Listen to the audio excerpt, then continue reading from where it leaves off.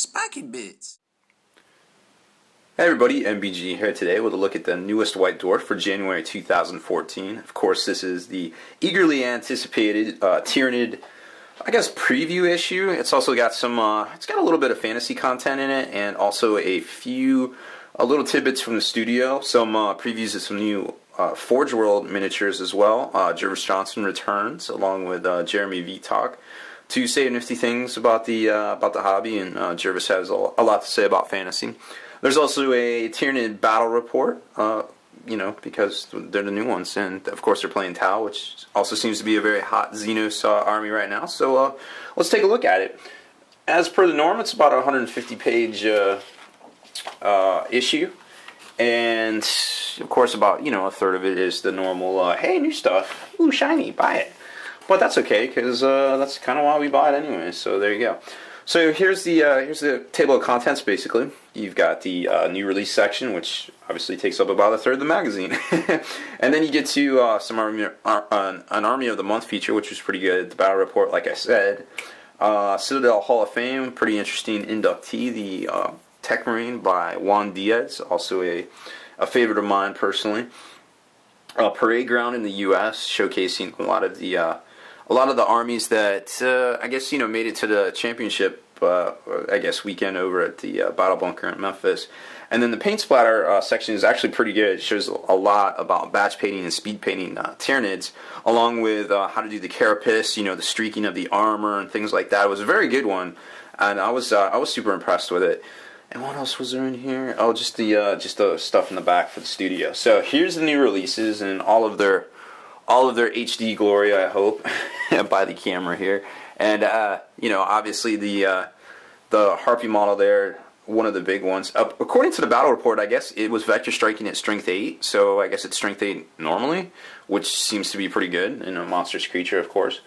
So there's that, and then it goes on to show all the different variants and the things like that. I personally like the chimneys here. They kind of gives it kind of a larvae kind of look, as opposed to all of the I guess that's the dorsal fin spikes, or whatever you want to call them. I'm not big on the anatomy there, so I apologize if I offended anybody with my lack of expertise in the field and my xenomorphology there. But lots of cool stuff, lots of new stuff, and then of course the Harrow specs, which I didn't realize it had a big claw kind of shooting out of there to munch on things until I saw the actual White Dwarf. So obviously blown away. Their stuff is incredible, and it's obviously continuing to lead the field. Oh, and a neat feature of the new Warrior kit is you can make a Tyranid Prime model. So that's pretty cool. I guess they recut They basically recut the frames from the older kit. At least that's what they said in the article. So they added some bone size, just all sorts of different things. And of course, I guess now you can make the Tyranid Prime, which is really nice.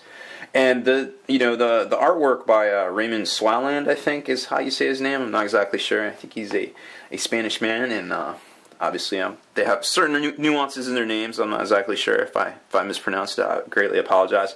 But here's the here's the Codex art, and obviously it's breathtaking. Lots of something you would expect in deep space, and kind of something like a Tyranid sphere, just kind of floating through space there, and very very cool stuff. Definitely reminds me of the movie Armageddon, where they're kind of looking out across the the asteroid there as it's kind of hurtling itself towards our area of operations, so to speak. And here's a really nifty.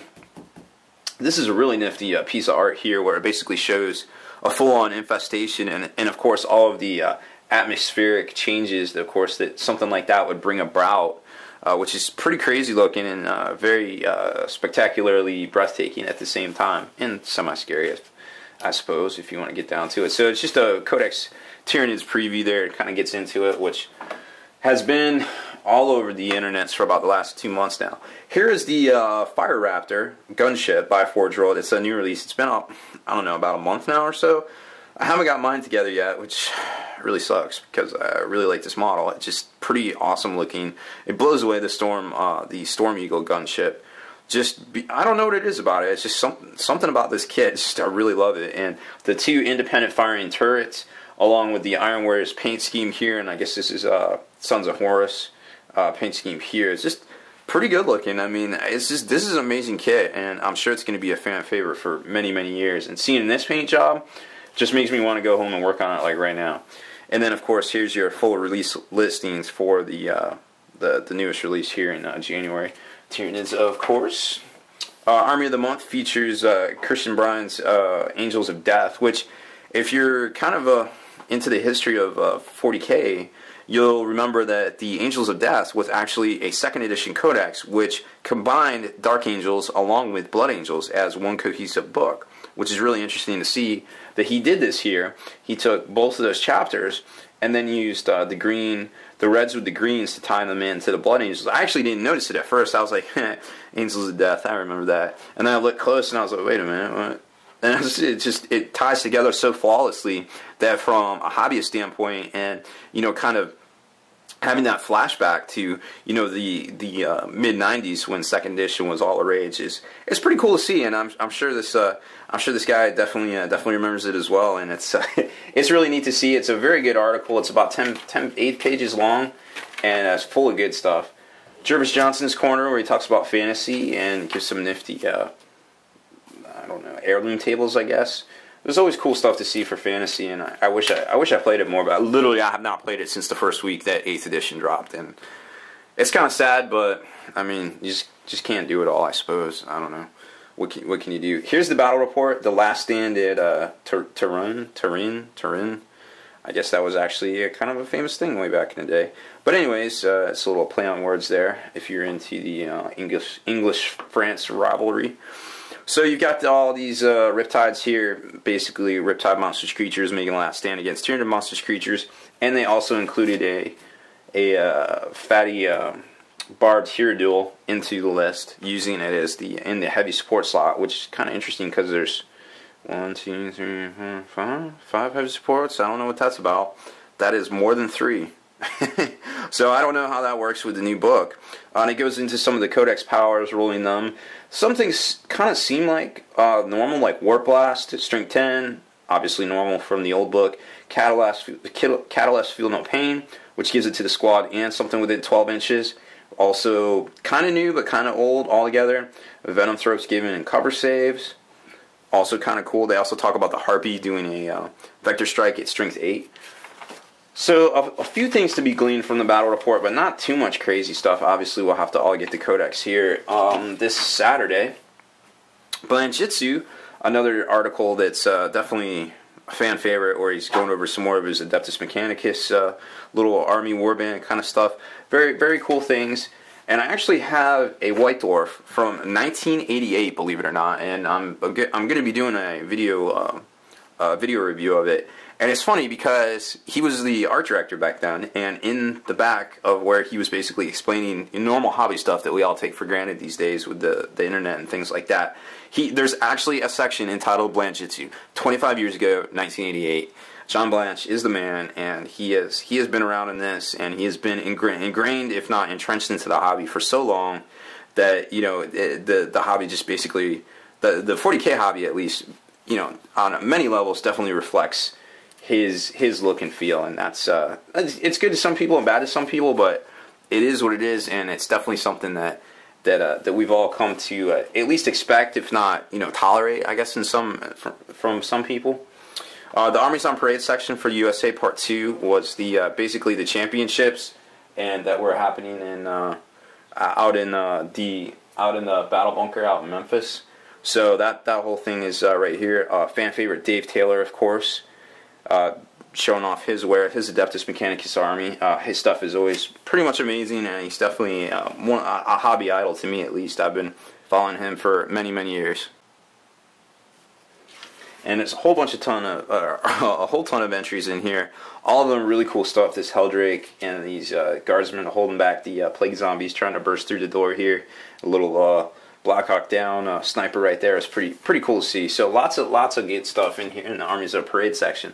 The paint splatter, another really good one. They showed all sorts of techniques and really amazing stuff, from doing the armor edging to like some of the flesh details.